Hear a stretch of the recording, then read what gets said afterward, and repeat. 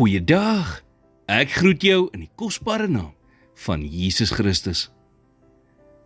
In Genesis 3 lees ons dat God 'n spesifieke gewoonte gehad het.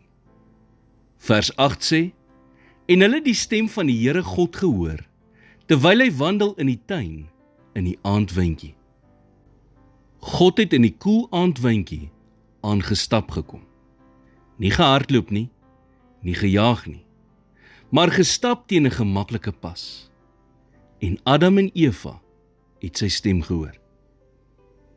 Hierdie lyk nie asof dit 'n eenmalige besoek was nie, maar 'n patroon. Dit was 'n daaglikse afspraak. God sou afkom na waar hulle gewoon het en met die mense wat hy liefgehad het, tyd spandeer het.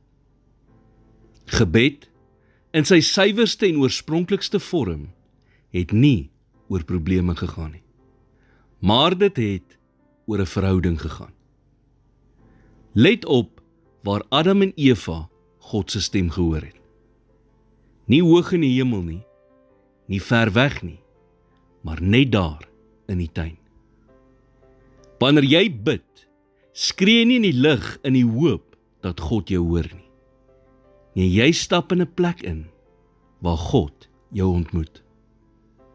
Die koel aandwindjie spreek van 'n tyd van verligting. 'n Tyd waar die hitte van die lewe nie daardie oomblik oorheers nie. Gebed is bedoel om daardie plek te wees. Nie nog 'n las nie, nie nog 'n verpligting nie, maar 'n plek waar bekommernis en vrees sy greep op ons lewens verslap.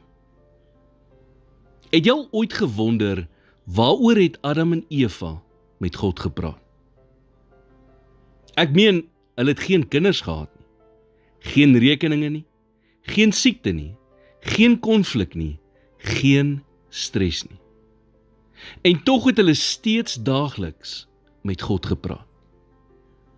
Dit sê vir ons dat gebed nooit bedoel was om deur krisis gedryf te word nie. Gebed is 'n koneksie. Die oorspronklike motivering vir gebed was eenvoudig net om by God te wees. Wanneer gebed 'n verhouding word, in plaas van net 'n uitkoms, gebeur daar iets. Dit verander dan van iets wat net daar is om antwoorde te kry, tot iets waar 'n mens saam met God begin wandel. En hoe meer jy met hom wandel, hoe meer word jou hart een met syne. Die hoogste doel van gebed is nie om iets van God af te kry nie, maar om saam met hom te wandel, totdat jy een met hom word. Here, leer my om U te soek, nie net omdat ek antwoorde nodig het nie, maar omdat ek na U teenwoordigheid smag. Help my om teen 'n stadiger pas te beweeg, sodat ek U stem kan hoor en daagliks met U kan wandel, totdat my hart, my gedagtes en my lewe een word met U. In Jesus naam bid ek dit. Amen.